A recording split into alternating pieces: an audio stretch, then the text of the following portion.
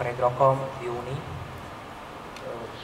Básnická zbierka je rozdelená na dve časti. Prvou je časť Šepkanie a druhou je časť Tuva. V prvej časti sa nachádzajú hlavné básne, ktoré sú ľúbostne ladené, to intimná lyrika. A v druhej ide hlavne o básne viac reflexívne, kontemplatívnejšie, možno trošku melancholickejšie texty. V zbierke sú básne, ktoré vznikali v rozpätí približne 3 rokov. 3 rokov to je celkom slušné obdobie na to, aby človek sa vyvíjal od istého bodu k niekam zase, aby dosť reflektoval aj svoju predošlú tvorbu. A ty hovoríš, že na jednej strane je to ľúbostná lyrika, a na druhej, alebo lyrika, a na druhej strane je to tá kontemplatívna. A tak by som sa opýtal, lebo určite sa stretávaš so spätnou väzbou.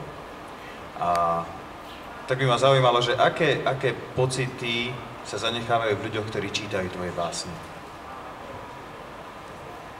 To bolo možno najlepšie spýtať sa ich, ale ja mám zatiaľ dobré skúsenosti, musím sa priznať.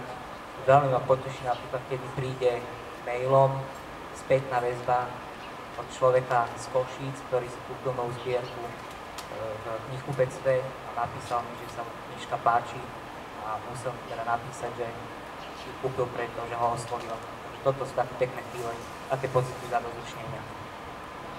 Z čoho vlastne aj náš duch a duša žije. Tak ak ťa, Martin, môžem poprosiť o nejaké ukážky z tvojej tvorby?